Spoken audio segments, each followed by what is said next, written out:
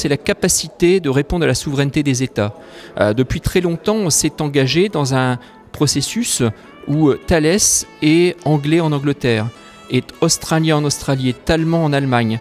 Et donc répondre à ce besoin de souveraineté fait qu'on est un groupe aussi extrêmement bien localisé dans les différentes parties du monde et qu'on est absolument local.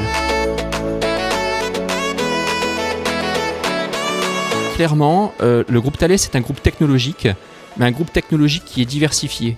Et donc quand on a une partie de nos activités, je pense à l'aéronautique, qui est impactée par la crise, cela représente environ 11% de nos revenus, et on voit très bien que par contre, on a d'autres secteurs d'activité qui restent extrêmement dynamiques.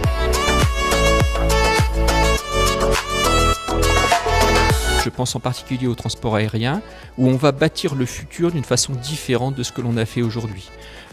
On a tous envie et on voudra tous une aéronautique durable, plus verte, et clairement Thales a beaucoup de choses à apporter dans ce domaine.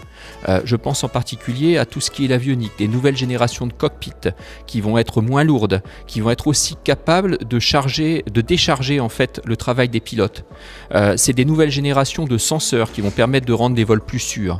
On a beaucoup à apporter aussi, on a beaucoup parlé en fait de moteurs hybrides ou d'électrification. C'est un domaine où on est présent, à la fois sur la conversion de l'énergie, être capable aussi de distribuer l'énergie à bord des avions de façon beaucoup plus sécurisée.